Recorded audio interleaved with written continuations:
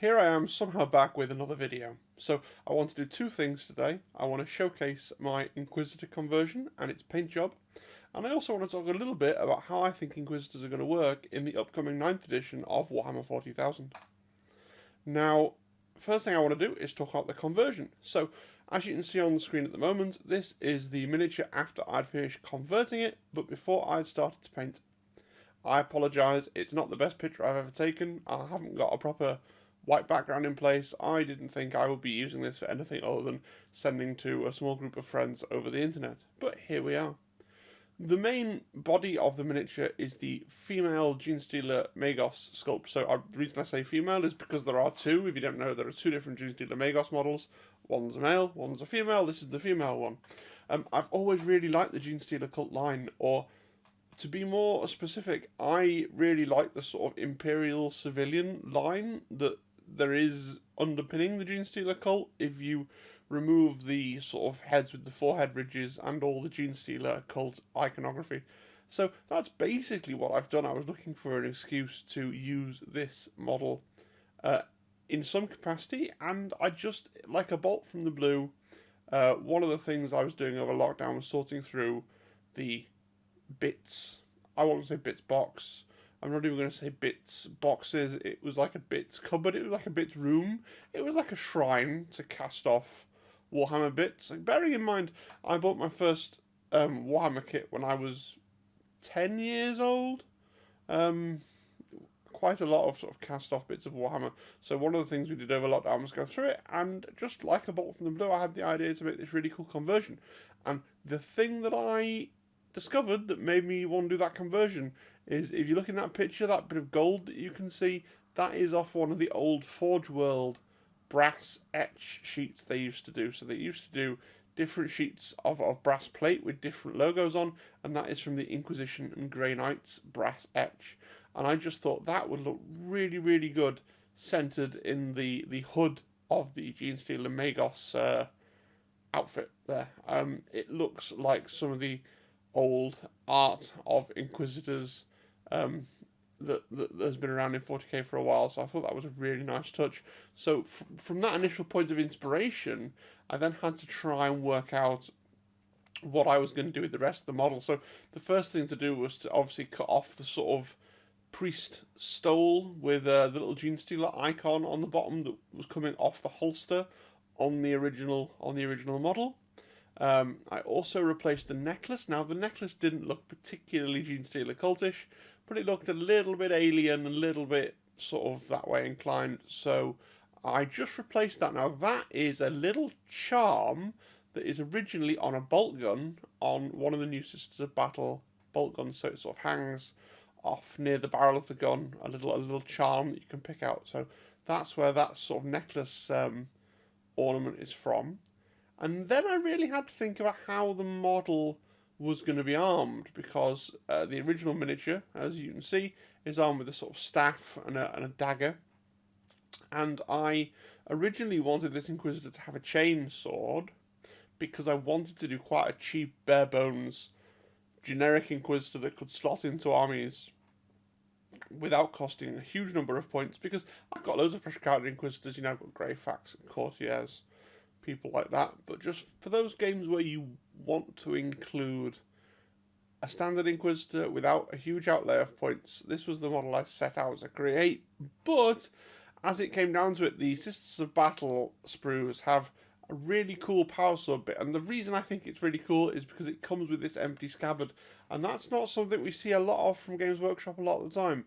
Empty scabbards that are actually correctly scaled for the swords that you would pull out of them, I think is a really cool touch. So I added on those bits, and so on both hands, the gloves and the power sword are Sisters of Battle gloves, chopped off the power armor and just mounted onto the appropriate place, kind of just below the elbow, because they are elbow length gloves, on the Magus. The other hand that you can't quite see in this picture, it was originally pointing, and all I did was I used hot water to soften the plastic slightly and just bent that very thin one pointer finger back into a bit of a sort of relaxed curl, so that it just looks like that hand's just sort of hanging behind her back there. And then The scabbard is also off the Sisters of Battle sprue. The large purity seal on the scabbard is from the Sisters of Battle Rhino, because you get some really nice purity seals on there. And then the head is actually a resin. It's from the Forge World resin upgrade pack for the Necromunda Escher gang. So it's got quite a punk rock vibe to it. Back in sort of the 90s, 40k had quite a punk rock vibe running through it, and I just thought it's an Inquisitor. Inquisitors can dress and act and do whatever they want. They don't have to have any kind of uniform. They don't have to show fealty to anyone or any particular organisation. They are literally a law unto themselves. So I thought, why not? She can have a bit of a punk rock haircut. That's fine by me. And then those kind of aesthetic decisions went on to the paint scheme. So if I look at the paint scheme, this is quite a rapid departure from the kind of thing that I usually do. I really wanted to do a limited colour palette. I really wanted to try and see how far I could push just painting a model with white through to black through all the greys. I used about 8 or 9 different grey paint tones on there, different blacks, different whites. The skin needed to look slightly human, so there is some flesh wash colour in the skin at one point, but it's the Ironrock skin tones that Games Workshop put out for the sort of what are they called, the Deepkin range, and just with, instead of using a blue wash as you would if you're painting, then used a flesh wash in the middle, but then went back over it with a light coat of the top coat, the Deepkin paints. I think it's come out quite well. I think it looks believable. Why is her skin so pale? Well, Inquisitors have access to all kinds of rejuvenate treatments, so maybe it's there as a side effect of that. Maybe she's really, 900 years old, and that is a side effect of her trying to continue to look youthful. Maybe she's just coloured it that way on purpose. Inquisitors have access to these crazy technologies. It could just be totally cosmetic, we don't know. I think it looks really cool.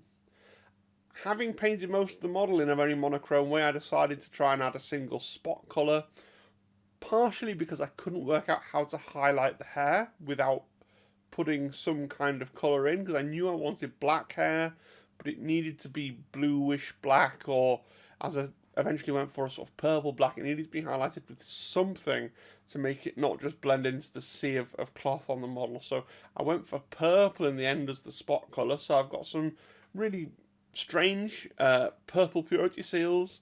I've got some purple contrast there going on the Force Sword. I think it worked. I don't know how it's going to look within the Sisters of Battle army with their more traditional, there's no red to tie it into the rest of the army, and there's no purple in the Sisters army to tie them to the Inquisitor. But I think that, it makes sense. The Inquisitor should stand apart. She's not part of the Force. She's not even, in my mind, Nordo Hereticus Inquisitor. I'm probably going to run her as Nordo Xenos Inquisitor when I use her, which is why I went for the Tau skull on the base. I think it looks really good. I'd love to know what you think. I'd love to get some comments and feedback. That's why I create these videos, really, is to try and get some kind of feedback from people. But I think it turned out pretty well. I'm pretty proud of it. I'm pretty proud of how the face turned out as well. The eyes, I think, actually are really good. Anyone who's ever painted eyes on a miniature knows that eyes are one of those things that turn out really well by accident. A standard thing for me is that the eyes in the best eyes that I do usually will be on like random ordinary troopers with a bolter. It won't be on a character. It won't be on a sergeant. It won't be on a centerpiece model. It'll be on a random troop model where you pull off a really good face. So considering this was a character model that I was trying really hard to do my absolute best on, I'm quite pleased with the way the eyes turned out. I said I wanted to talk a little bit about how I think Inquisitors are going to work in 9th edition, and I did say I wanted to try and put some more gaming content on this channel as we go forward, because I can't sustain. I actually painted this entire miniature in a day, so I have something to talk about, but I can't possibly sustain that. So War of the Spiders coming out pretty soon, And we know that's got the rules in for, updated rules I should say, for Imperial Assassins. And one really interesting thing that's come out a lot of the conversations around that is there's this new rule called Agent of the Imperium, which I'll paraphrase. It basically says if you have a battle-forged army and you have a standard detachment, so a patrol, a battalion, or a brigade with the Imperium keyword, you can include one Agent of the Imperium for each of those detachments. Now, it looks like 9th edition, you're going to be building armies around one core detachment. So probably what that's going to mean is you're going to have to choose between an Inquisitor or an Imperial Assassin. Now, that's not the case just yet, but we pretty much know for sure that in the next and last Psychic Awakening book, Pariah, Inquisitors are going to be updated. Because we know that they're bringing out a new plastic named Inquisitor character alongside that release. So it would just make sense to me that you'll be able to drop Inquisitors into any Imperial army, but one per detachment. And so because in 9th you're going to probably want to only run one core detachment to maximise your command points, you're probably going to have to choose between an Inquisitor and an Assassin. And which choice makes sense depends on how they revamp the Inquisitor's rules. But certainly for Sisters of Battle in particular, which is the army I'm interested in, Inquisitors fill a really important niche because they give you that psychic power access. They give you access to a psyker, which you wouldn't otherwise have. Some people think that it's not fluffy to include a psychic Inquisitor in a Sisters of Battle army. Can I just remind you that in the Gathering Storm, Greyfax, a psyker, constantly going around with the Black Templars, the Imperium and the Imperial religion especially is founded on this sort of delicious absurdity that there are all these rules that people are bound by on pain of death, some of them major, some of them quite minor, but Inquisitors can do what they like, because when an Inquisitor does it, it's an act of the Emperor. When an Inquisitor does it, it's totally fine, it's totally legitimate. And that goes back to why I decided to give my conversion that kind of slightly punk rock aesthetic, because Inquisitors just shouldn't care what anybody else thinks about anything that they do, because any loyal Imperial citizen is just going to go along with what they say, because they are literally the Emperor in that moment. Right, that's all I've got for today, so I managed to make a much shorter video. I'm much more happy with it, okay? So if you enjoyed it, please subscribe and like the video, and do all those sorts of things that people do when they like YouTube videos. And hopefully the next one will be even better and less rambly. Thanks.